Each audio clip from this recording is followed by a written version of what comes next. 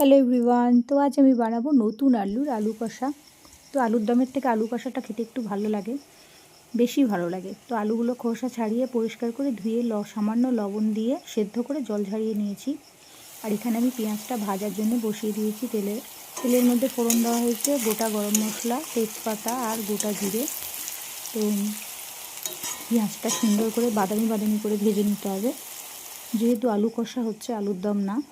তো এখানে আছে আদা রসুনের পেস্ট, এটা হচ্ছে টমেটো কুচি, চেরা করা কাঁচা লঙ্কা, কুচানো ধনেপাতা, আর এখানে আছে মটরশুঁটি। মানে শীতের সময়, এখন ঠান্ডার সময় যেহেতু মটরশুঁটি উঠেছে, অনেক সবজি শীতের সময় সবজি বেশি ওঠে, তো সবজি দিয়ে মানে মটরশুঁটি, ধনেপাতা, টমেটো দিয়ে বেশি ভালো লাগে এই আলু কষাটা।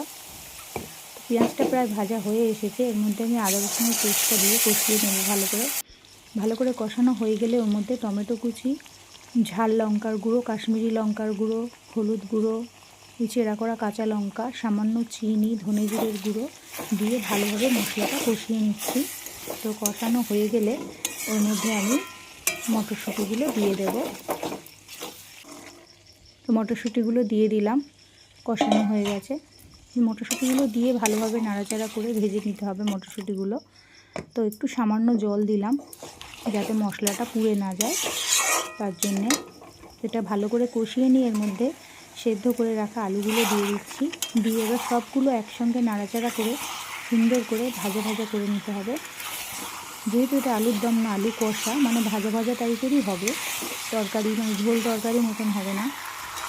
শীতের সময় এই আলু কষাটা ভীষণ ভালো লাগে, খুবই সুন্দর লাগে। একটা নতুন আলু, সুন্দর একটা মিষ্টি গন্ধ ওঠে।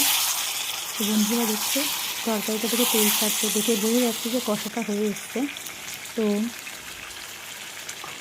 এবার আমি উপর থেকে বেশ খানিকটা ধনেপাতা ছড়িয়ে দিচ্ছি। ধনেপাতার গন্ধটা খুব ভালো লাগে আমার। শীতের সময় কে কে এই আলু কষা খেতে পছন্দ করো বন্ধুরা, অবশ্যই কমেন্ট করো। আলুর দম তো সারা বছরই খাওয়া যায়, কিন্তু এই নতুন আলু কষা খাওয়ার স্বাদই আলাদা, একটা আলাদা সুন্দর, মানে মিষ্টি একটা ভালো লাগে। তো এই আলু কষাটা সব কিছু দিয়েই ভালো লাগে, লুচি, পরোটা, রুটি, ভাত, মুড়ি